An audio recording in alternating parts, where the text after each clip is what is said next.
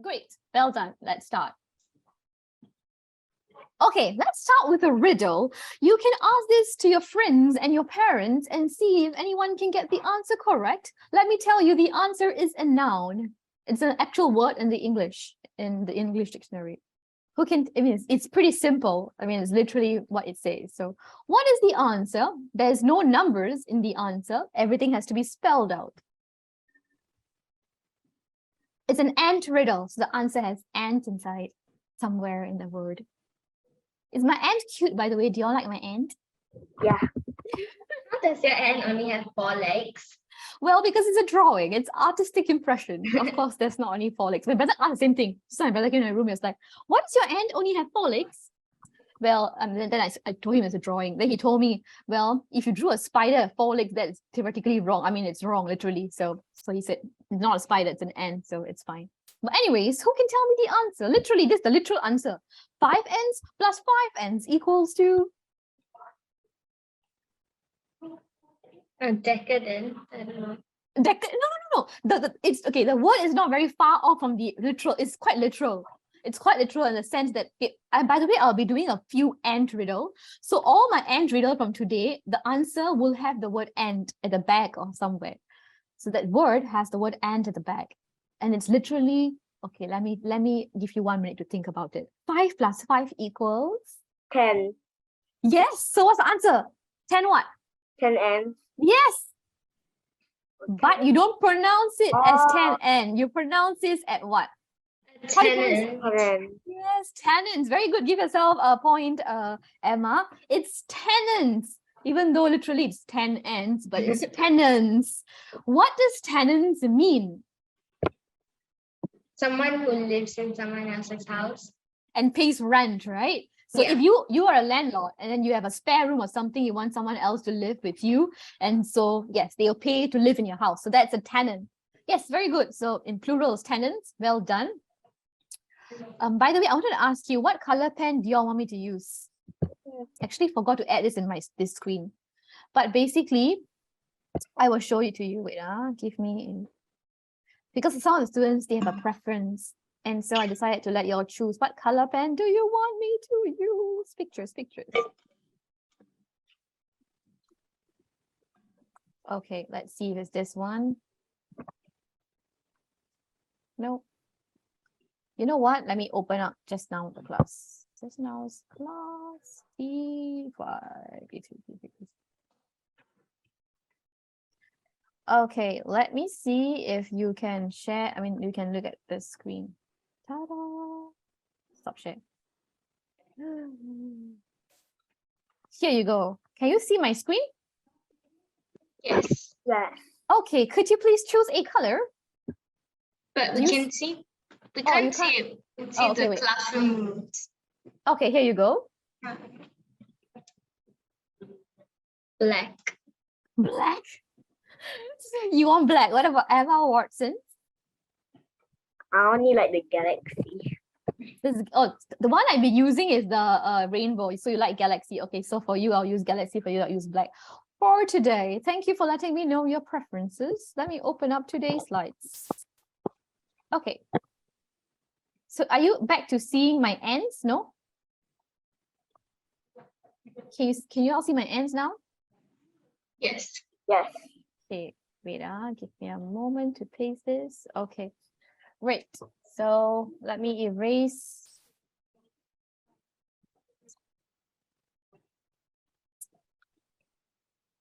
Okay, so I will change between black and galaxy.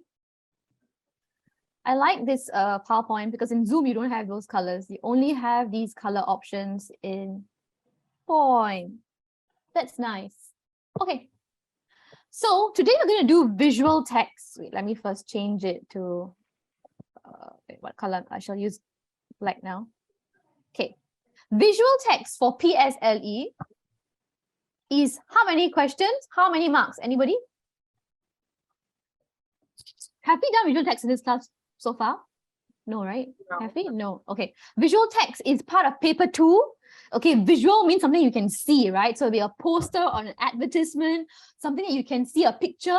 You have to read carefully and then you have to answer the question. So visual text is 8 questions, and each of them are 8 marks. This is something that you must score full marks. You must try, because all the answers are already in the visual text. There's no reason to get it wrong, right? And it's usually true or false questions. Okay, comprehension cloze is 15 questions.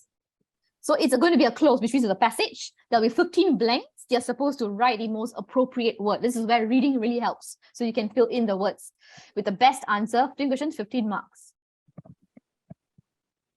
Okay, this is just, I'm writing it so you know like how many questions you have for each of the sections in PSLE.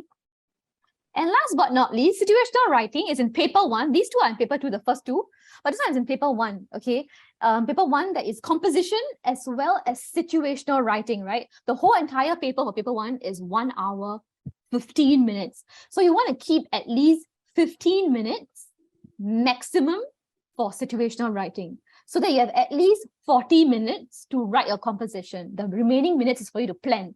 So situational writing is 15 marks. Okay, it's 15 marks. And do you know how you're marked for situational writing? Anyone? Do you all know? Have you all done in school before situational writing? No. Yes. Like letter writing, emails. These are all situational writing. But they give you like a small picture or something and ask you to write a letter, an informal letter, a formal letter. No, I did an email. you did an email before. Okay, good. What about Yati? No? No. Oh no, how come? Okay, this is so do you know how you're marked, Emma Watson? 15 marks, right? Do you know how many marks is for how many? You don't know? I will No. tell you. Okay, so for 15 marks, right? 6 marks is given, you're marked for content. All right. And the remaining 9 marks, you're marked for language. Okay, this one everybody should aim to get 6 out of 6. Okay, it's a given. So there's no way you can actually fail situational writing if you hit the content. Now, how do you hit the content? In your situational writing, there are going to be bullet points. Like they'll ask you where something is or what something is. And later, if you saw this week's tutorial, you would have seen a few bullet points. I think there were 5.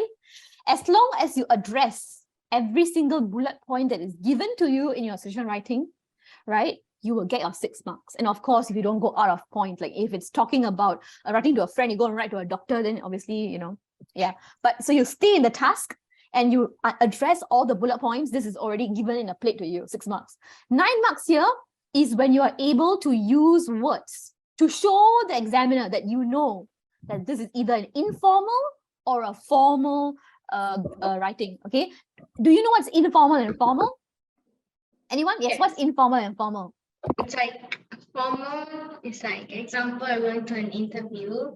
So it's like very respectful, and informal is like you're talking to a friend or something. Very good. So for your situational writing, you're either going to be addressing to a friend or someone you're close to, someone you know, or it will be someone you do not know at all, someone in authority, like a school principal, right? Or someone who owns a business or something, somebody who in authority whom you do not know personally. That's formal, and then informal. So you use different kind of words. And oh, I see you're wearing jacket. You're getting cold, aren't you? But it's okay, you can wear it, no worries. So that's the 2 things I'll go through in depth when I go to that section. Okay, for now, we're going to start with visual text. So today we're going to do 1 visual text, 1 comprehension cloze, and 1 situational writing. So focusing for visual text, we are going to focus on informing. Okay, so visual text, they usually have 2 purposes. Either the visual text is trying to inform you of something, giving you information, or it is trying to persuade you. Okay, persuade. Persuade means trying to convince you to attend the event or buy this thing or something like that. Okay, sometimes it can be both. But let's look at some examples, and you're going to tell me whether the purpose is to inform or to persuade. Okay, let's start. So visual text. Okay, so in order to really understand visual text, we need to know the purpose. The purpose is the aim. The reason why they even have this poster or this advertisement to begin with. So why, right? So let's look at it. Okay, the 2 main purposes is to inform and to persuade. Either to inform or to persuade you of something. Okay, don't worry, I will change my pen to Galaxy later. Okay, for now, this section will be black. Okay, so to inform, you can see inside this brain. Okay, he's giving him information about how to read a book or what juice to buy, or some fish or hockey stick, you know, there's a heart, and they're you're thinking about sleeping, and there's musical notes. So is it informing you about any of these things? Or is it trying to persuade you, like, you know, when action, when they make an advertisement, they're trying to persuade you to buy this juice or to watch this thing, okay? So that's persuasion, okay? So let's look at this. This is an example of informing. It's not to persuade you, it's to give you knowledge, okay? Give you information. Did you know, by the way, of all the words in the English language, the word set, S-E-T, has the most definition. There is more than one definition for this word. Okay, so you can look it up. It's the most definition in the entire dictionary. Another fun fact, do you know that the word almost is the longest word in the English language with all the words, or in all the letters in alphabetical order? So A, after A, B, C, D, then it's L, then it's M. It's in alphabetical order. So almost is the longest word in the English language that is in alphabetical order. You can test your friends, or you can test your friends, see if they know this. Next one, do you know that the longest word, okay, the longest English word without a vowel is in words that have A, E, I, O, U, right? So a word that has no vowels at all and is the longest word in the English language is the word rhythm. Yes, isn't that interesting? So this English fun fact is for you to inform. It's not to persuade you, okay? It's just to let you know about some English words. So this is an example. Next one. Let's look at the next one. Okay, this one is another one. Can you tell me what's the purpose of this? Is it to inform or is it to persuade? Anyone?